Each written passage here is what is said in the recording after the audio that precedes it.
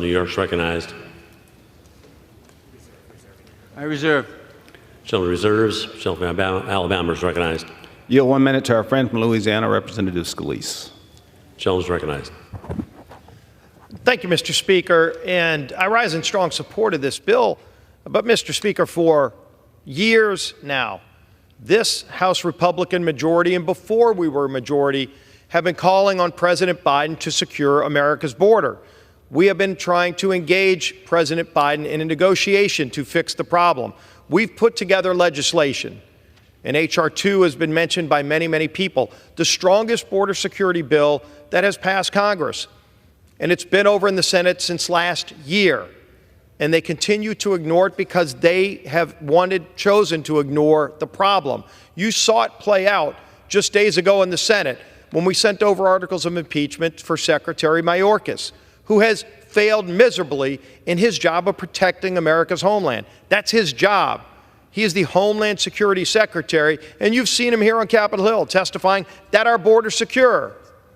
It would be laughable if it wasn't so insulting to millions of Americans who know that's a lie. Our border's not secure, and in fact, since Joe Biden took office and took actions to open up our border, we've seen millions come across. Is it 8 million? Is it 10 million? The number we know is at least that high, if not higher. We know people on the terrorist watch list have come into our country because we've caught some of them, but we haven't caught all of them. We see thousands of Chinese nationals of military age coming into our country. Now, do you think they're coming in here to help be a part of the American dream or coming to undermine it?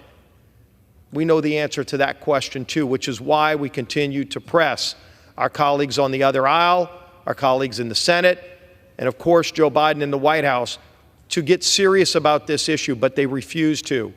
We're not going to let this go. We're going to continue to bring this up. Mr. Scalise brought this bill forward, and we will continue this debate. And if President Biden wants to ignore it, he knows, and the American people know, that President Biden has the legal authority today through executive action to secure the border because they watched him use that same executive action to open up the border. He ended Remain in Mexico, which we restore in this bill. He mandated catch and release on our Border Patrol agents who want to secure our border. You talk to them. We've embedded with them. So many of us have gone down to the border and embedded with our Border Patrol agents, and Mr. Speaker, they will tell you what's wrong. And the things that are needed to fix and secure the border are in this bill, but President Biden doesn't want to fix it because he knows he can fix it with a pen today. He's chosen not to because the far left elements, the radical elements of his party want an open border. And they're clear about it. And the president tries to act like he wants to secure the border, but then when it comes time to actually negotiate, he's nowhere to be found. The voters ultimately of this country are going to have a say in November. Do they want a secure border or not? Because you've got a clear choice. When Donald Trump was president, we had a secure border, and he took those steps. Mexico didn't want Remain in Mexico to be the policy at the time. That was asylum, by the way, which is what we're really talking about. It was President Trump who went back to Mexico and said, either you're going to agree to this policy, it's a negotiation between two countries, or there's going to be consequences. And he laid out those consequences. Well, lo and behold, Mexico saw the light. Mexico recognized it made a lot more sense to agree to that policy with President Trump than to suffer the consequences. And so we got Remain in Mexico, and it started to solve the problem.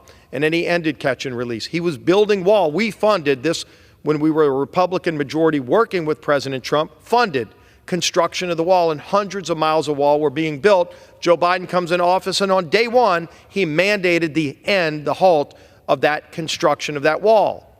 The wall was working, and Joe Biden knows it, and he ended it because he wanted the border open. And so step by step, action by action, Joe Biden's opened the border. He refuses to negotiate with us on fixing the problem. But we're not going to walk away from this. We're going to continue to force this issue, to bring votes to the floor, to press the Senate to take this up. But at the end of the day, if Joe Biden still wants to continue to block this, he still wants to continue to keep the border open, the voters are going to have the ultimate say in November. And I don't think he's going to like the answer. He could do something about it right now, and he refuses to. So ultimately, the people of this country will have a say if Joe Biden won't work with us, but we're going to continue to push it. I urge adoption of this piece of legislation that's so important to our national security, and I yield back the balance of my time.